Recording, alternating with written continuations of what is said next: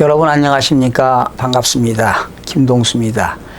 오늘 여러분과 함께 할 내용은요, 중국발 금융위기가 오면 한국 경제는 어떠한 영향을 미칠까? 이런 내용으로 여러분과 함께하는 시간을 갖도록 하겠습니다. 지난 10일이죠. 도널드 트럼프 행정부가 무려 2천억 달러입니다.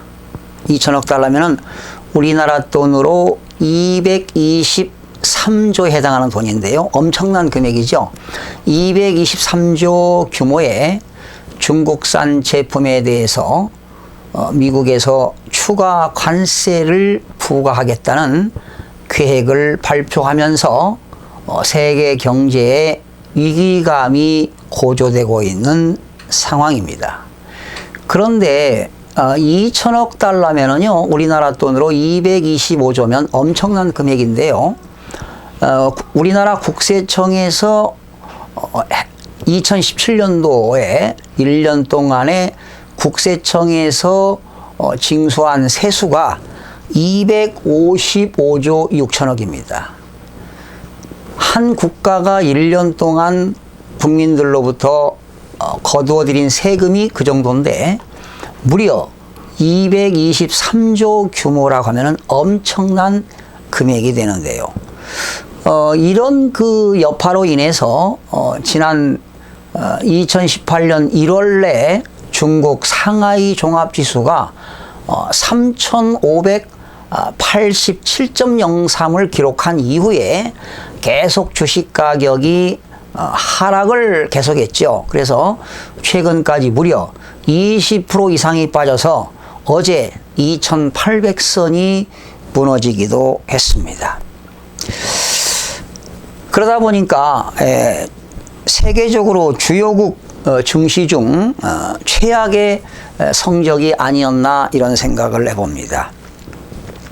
또한 미국과 중국의 무역 전쟁이 앞으로 어떻게 전개될 것이냐, 일시적인 것이냐, 장기화될 것이냐, 지금 추세로 봐서는 장기전이 될 것 같습니다.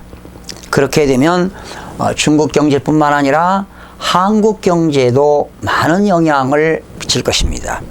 특히 지난 2008년에 미국발 금융위기가 왔었죠. 그때 미국발 서브프라임 모기지가 왔을 때도 그 영향으로 한국에도 엄청난 영향이 왔습니다. 무려 4, 5년 동안 경기 침체기를 맞았죠.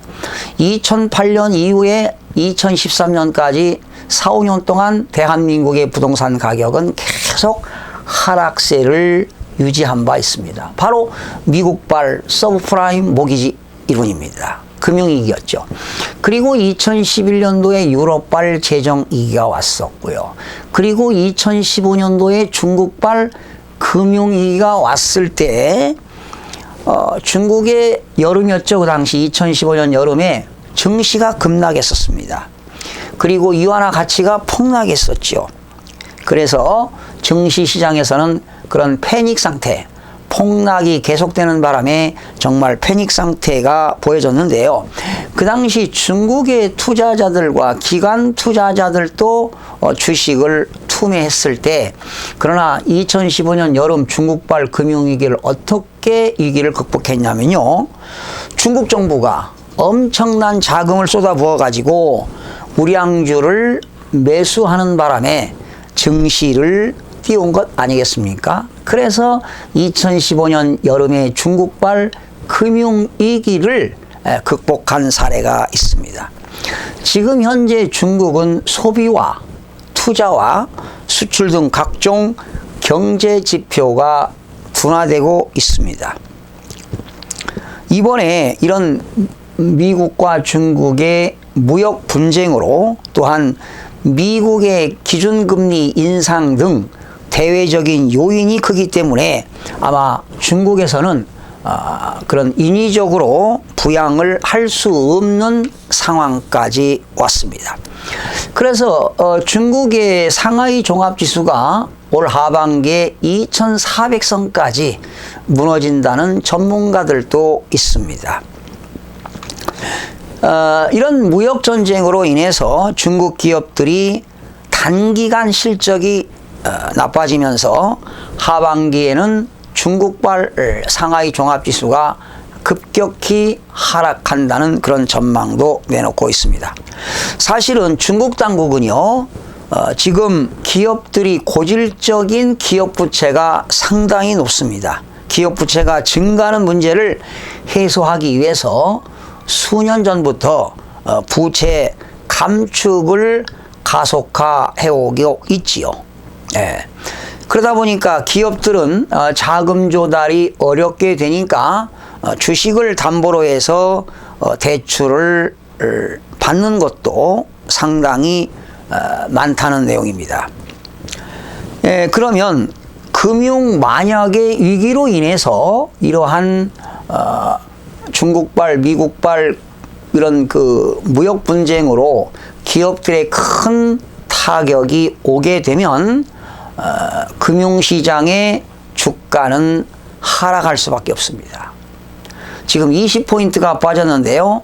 앞으로도 더 15포인트 내지 20포인트가 더 주가가 하락한다면 역시 담보 가치도 하락할 수밖에 없습니다. 그러면 금융사들은 대출해준 돈을 회수하기 바쁘게 되고 또 추가 대출을 규제할 수밖에 없습니다. 그러다 보면 기업들은 그 기업 자금에 경색이 올 수밖에 없습니다. 기업 자금에 경색이 오고 또 기업들의 실적이 악화됨으로써 실물 경제의 악순환에 빠질 수밖에 없습니다. 그렇게 되면 특히 중국에서는 미국에 수출하는 그런 미국에서 고율 관세로 역시 수입 가격이 오르겠죠.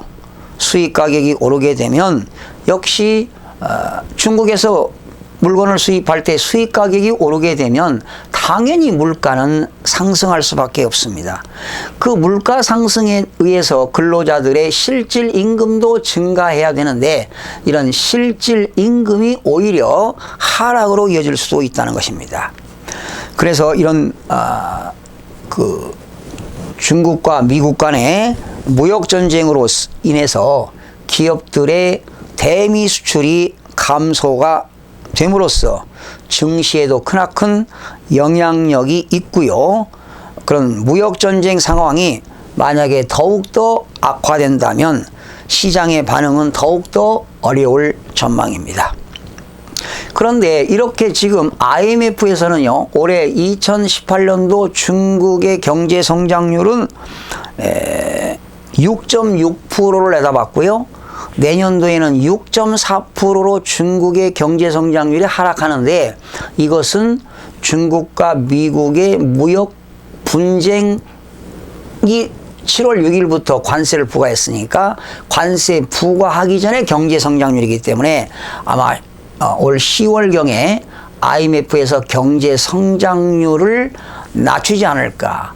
또 미국과 중국 간의 그런 무역 분쟁이 이루어지게 되면 경제 성장률도 0.2에서 0.5포인트 하락할 것이라는 전망을 내놓고 있습니다. 특히 올해 위안화 가치는 5% 가격이 하락했습니다. 그런데 중국뿐만 아니라 특히 아르헨티나 페소는 통화 가치가 20%가 하락했고요. 터키 리라라는 통화는 무려 10%의 통화 가치가 하락을 했는데 비하면 중국은 위안화 가치가 5%밖에 하락하지 않았는데 앞으로 하반기는 어떻게 될지 두고 봐야 할 것 같습니다. 그래서 무엇보다도 무역 전쟁이 장기화 가능성이 상당히 높기 때문에 중국과 미국을 비교한다면 손실은 중국이 더 훨씬 더 많습니다. 그 이유는요, 지금 중국은 무역 흑자가 60%가 대미 수출에서 나오고 있다고 하잖아요. 그런데 그렇게 되면 중국에서 미국발 수출이 감소되게 되면 중국 경제에 직격탄이 올 수도 있습니다. 예.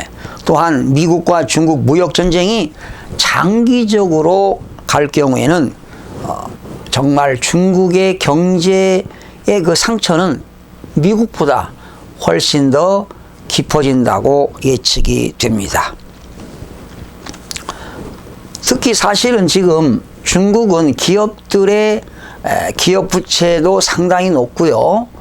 가계 부채도 상당히 높습니다. 그 중국의 부동산도 지금 버블이지요.